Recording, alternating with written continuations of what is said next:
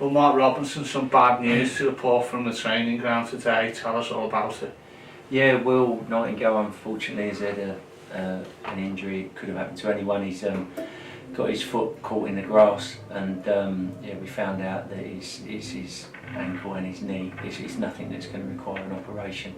So yeah, just a real shame for him really. As I said, it could have happened. He's just basically doing a recovery run to make a tackle, and his foot's just got caught in the grass. Very similar to Paul Callenby Crew when he slipped behind the goal, same sort of thing. So yeah, so it's a real shame because obviously, you know, he's probably been in his most consistent form of his career. His stats back that up, but we're fully behind him, and you know, we're supporting. But it's just important that people realise it's not an old injury or anything like that. It's just an injury that could have happened to anyone, and has actually happened to other players. So.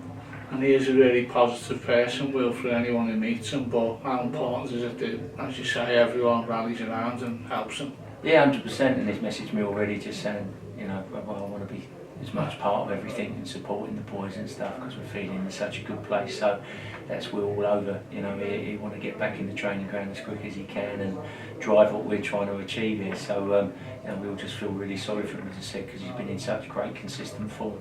But you know, we're getting back and he'll get flying again.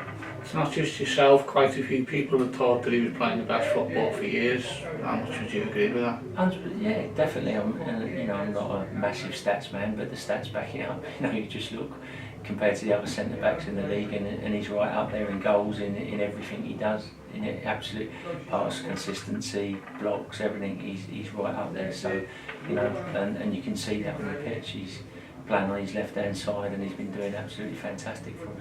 In terms of what could come next for the team, run us through what cover we've got at this stage. Well, Dan will be back from international duty on Thursday, and we're hoping PK should be fine. He's trained today, everything looks fine.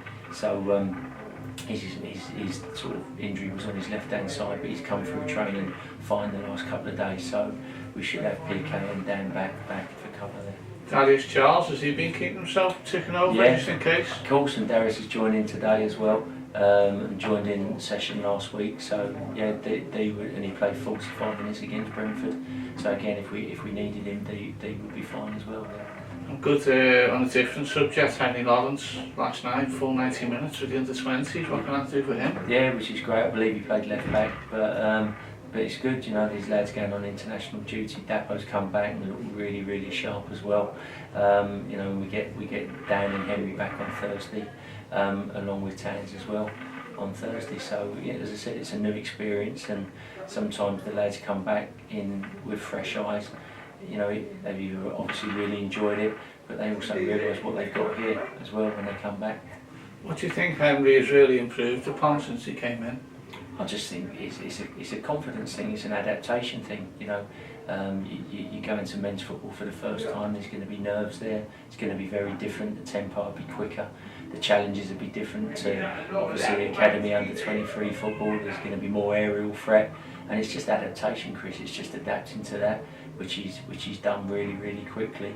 And then once you adapt, you start seeing, you know, what a good footballer he is. You talked in summer about bringing the right kind of characters in. Is he that type of character though, who perhaps initially it might not have all gone to plan for him, that he's bounced back and has really shown what he's all about? Yeah, I mean, you know, when I did my due diligence on Henry, it was clear that he was someone at Chelsea that kind of wasn't always top of the pile. In fact, when he was younger, he was one of those that maybe, you know, there was a slight doubt on, and then he always come through at the end, and you know, went on to the next level and always come through at the end again. That's what he's been. He's always been a bit of a fighter, and there's been a lot of players like that you see in their careers when they're younger. And you know, he's a quiet lad, but he just gets on with his business. He's actually grown as well in his communication as he's got to Nurse, which is great. So yeah, he's just a fantastic lad.